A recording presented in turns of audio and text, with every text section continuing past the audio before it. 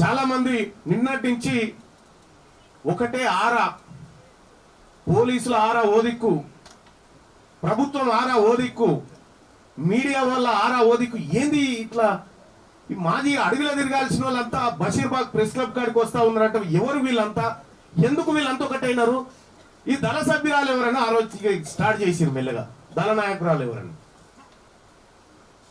ఏందన్నా ఇది? మా వాళ్ళు ఫోన్ చేస్తా ఉన్నారు, ఈ పోలీసు వాళ్ళు ఫోన్ చేస్తా ఉన్నారు, బయట మస్తు కార్లు పెట్టుకొని ఉన్నారు పోలీసు వాళ్ళు. అంటే నేను చూసినాక ఈ సభ సక్సెస్ అయినట్టుందని నేను అనుకుంటూ వస్తా ఉన్నా.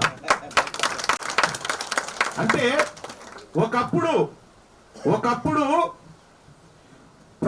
ప్రజల కోసం పోరాడుతున్నటువంటి ప్రజాశక్తులను ఎన్కౌంటర్ చేసి హింసలకు గురి చేసినటువంటి పోలీసులే ఇలా మన సభ సజావుగా జరగడానికి కావలి కూర్చున్నారా?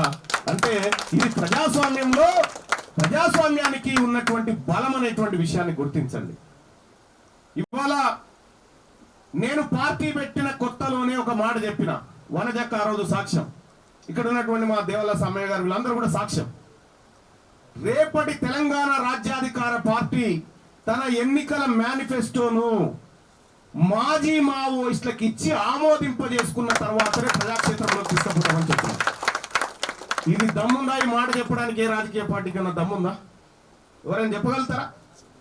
నెవర్. ఎందుకు చెప్పలేరంటే వాళ్ళ ఈ వ్యాపార దృక్కోణాలు, మా ఏవో ప్రజా దృక్కోణాలు.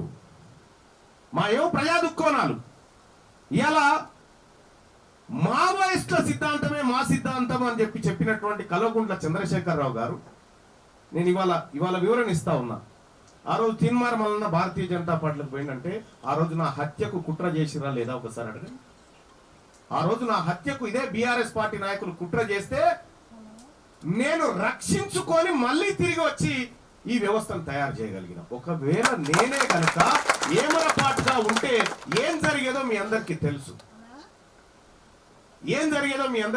ఆ రోజు నేను సర్వైవ్ అయి, అడవిలో అన్న కూడా సర్వైవ్ అయ్యి ఎట్లయితే తిరిగి ఉద్యమాన్ని నిర్మించాలనుకుంటాడో నేను చేసినటువంటి పోరాటం కూడా అదే.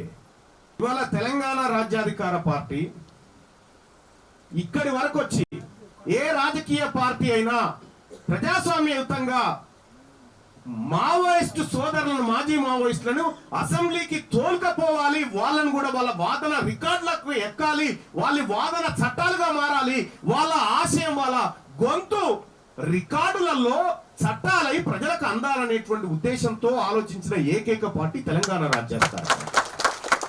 ఇలా ఆ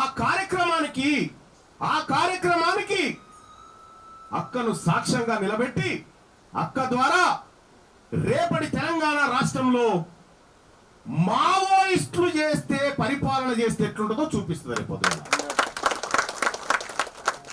ఇలా